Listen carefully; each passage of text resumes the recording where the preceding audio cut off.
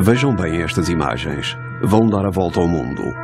Estes ratos foram alimentados com milho transgénico durante toda a sua vida. Os tumores que os afetam são enormes. O estudo que permitiu revelar o impacto dos OGM sobre a saúde destes ratos acaba de ser concluído. Dispôs de meios técnicos e financeiros excepcionais.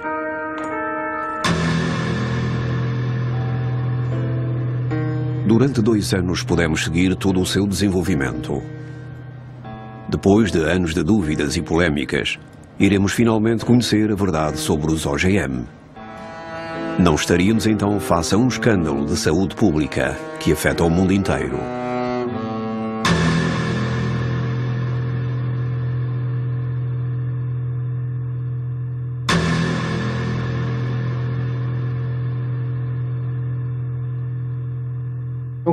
É até hoje o mais longo e detalhado dos estudos sobre um OGM e fizemos também, simultaneamente, um outro estudo sobre o principal pesticida do mundo, o Roundup, que é um herbicida. Pertence à principal categoria de pesticidas. Levámos mais de 1 ano para conseguir milhos transgénicos, porque nenhum produtor de OGM não os queria fornecer, dado que a Monsanto os obriga a assinar acordos para que as suas sementes não sejam objeto de pesquisas. Ou então, que é necessário um acordo com eles para as fazer. Nós queríamos que o estudo fosse independente. É a primeira vez que se faz um estudo de 2 anos sobre os OGM. Esta é desde logo a grande diferença. Além disso, procurámos avaliar precisamente o máximo de parâmetros bioquímicos e biológicos possíveis, com colheitas de sangue iterativas, pesagens, análises de urina.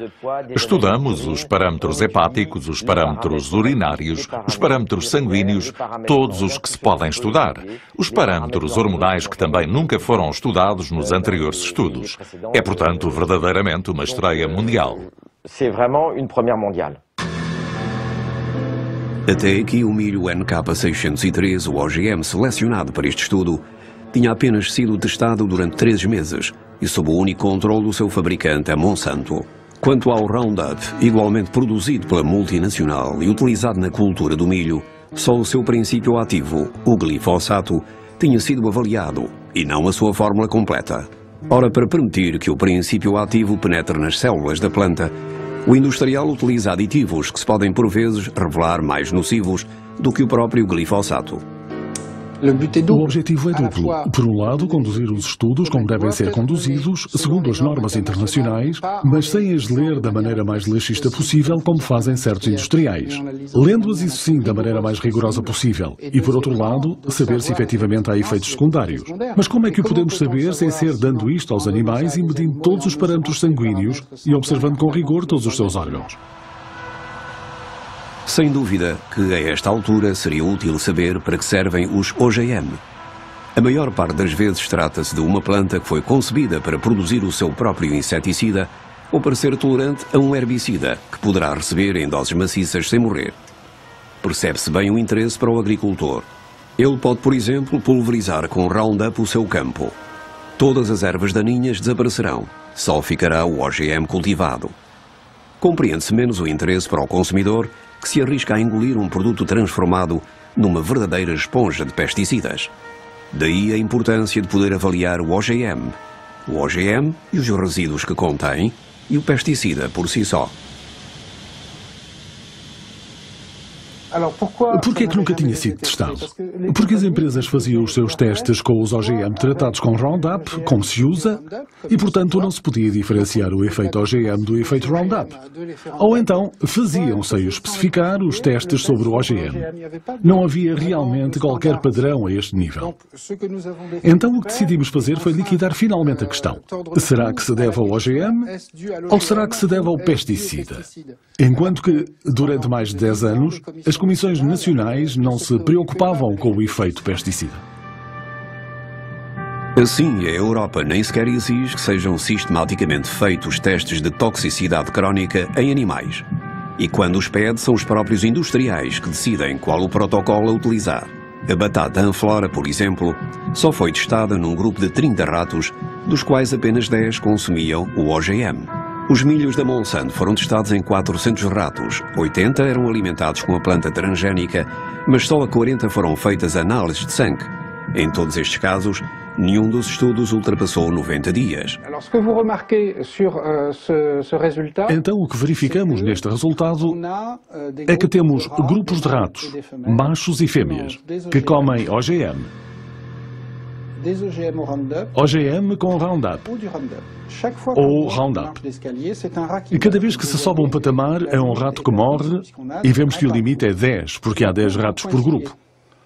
Na curva em pontilhado, vemos que são as fêmeas do grupo normal, alimentadas com uma dieta totalmente normal, que morrem. Vemos apenas 2 animais que morrem de morte espontânea ao fim de 550 dias na totalidade. Pelo contrário, todas as fêmeas alimentadas com OGM, ou alimentadas com OGM tratados com Roundup, ou que bebem Roundup, morrem mais do que os ratos normais. Então, depois disto, podem nos dizer, será que é estatisticamente significativo? A nós o que nos interessa é que naquele grupo se morre 6 vezes mais do que nos controlos. Temos, portanto, um aumento de 600%. Não há sequer necessidade em biologia ou em medicina de estatísticas a este nível. Um ponto importante a realçar para a compreensão é que todos os estudos feitos sobre ratos são estudos que são feitos durante 3 meses e aí, como por acaso, não se vê surgir nenhum problema antes dos 3 meses. Os primeiros problemas aparecem no 4º mês. Significa que os estudos de 3 meses não servem para nada, a não ser para se ficar com a consciência tranquila. A equipa de Gilles-Éric Serralini dissecou cada um dos 200 ratos para analisar exatamente o que afetava os seus órgãos. O objetivo: procurar compreender como cada uma das 3 dietas, OGM, OGM e Roundup, e unicamente Roundup, podia agir sobre o metabolismo dos animais, particularmente no que respeita à aparição de tumores, que, sem surpresa, só se desenvolvem após o 3º mês.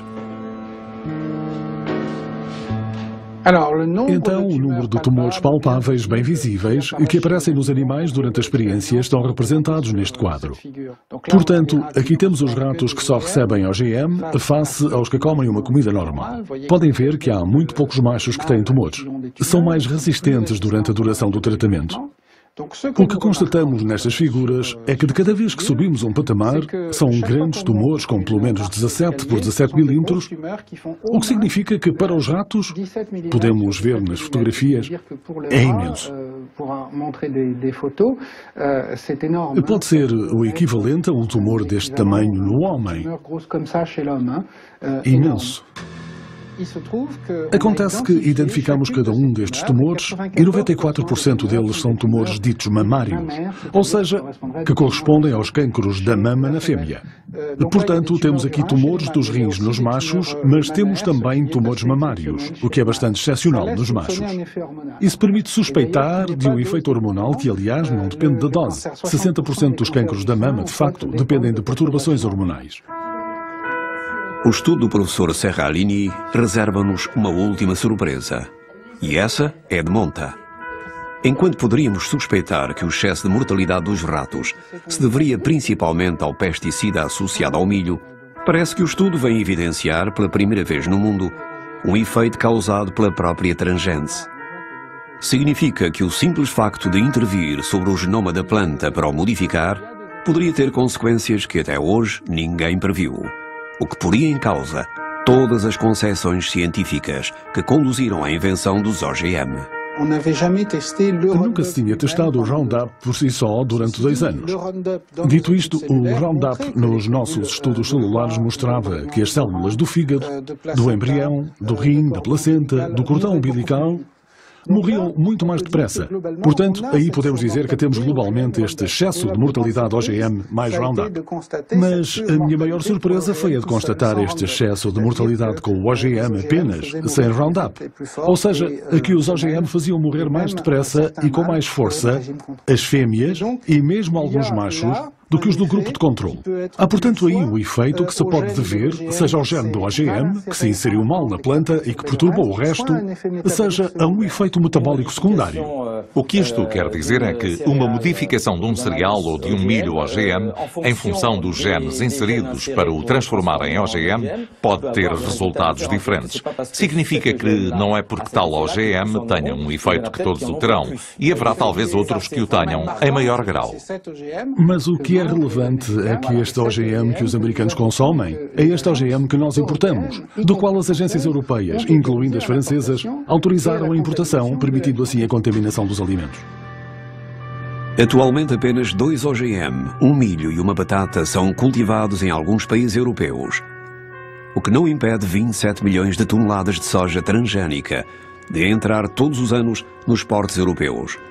Essa soja é utilizada na alimentação do gado de abate, mas também entra na composição de numerosos produtos alimentares. O que nós pretendemos com este estudo é, primeiro, que haja uma moratória, porque isto é suficientemente grave para que digamos: ouçam, não vamos comer isto sem o sabermos, e a questão é que importamos tudo e mais alguma coisa, ou que nos Estados Unidos se cultivou tudo e mais alguma coisa. E em segundo, que outros estudos sejam repetidos e que se obriguem todos os produtores de OGM a refazer este tipo de estudos antes de exercer o seu comércio. Uma moratória suspendendo a cultura dos OGM foi adotada pela maioria dos países europeus. Atendendo aos resultados do estudo do professor Serralini, não seria talvez a altura de o alargar a todos os OGM agrícolas alimentares? Em ciência, para estabelecer uma verdade definitiva, são necessárias equipas, tempo, meios. Demasiado caro, demasiado longo, dirão alguns. Mas aceitando esse preço, não poderíamos ter evitado os escândalos de saúde do passado recente? Será que os OGM vão provocar um novo cenário de catástrofe? É evidentemente um risco que não podemos correr. E enquanto esperamos por certezas científicas, devemos aplicar o famoso princípio de precaução de que tanto se fala e tão raramente se aplica.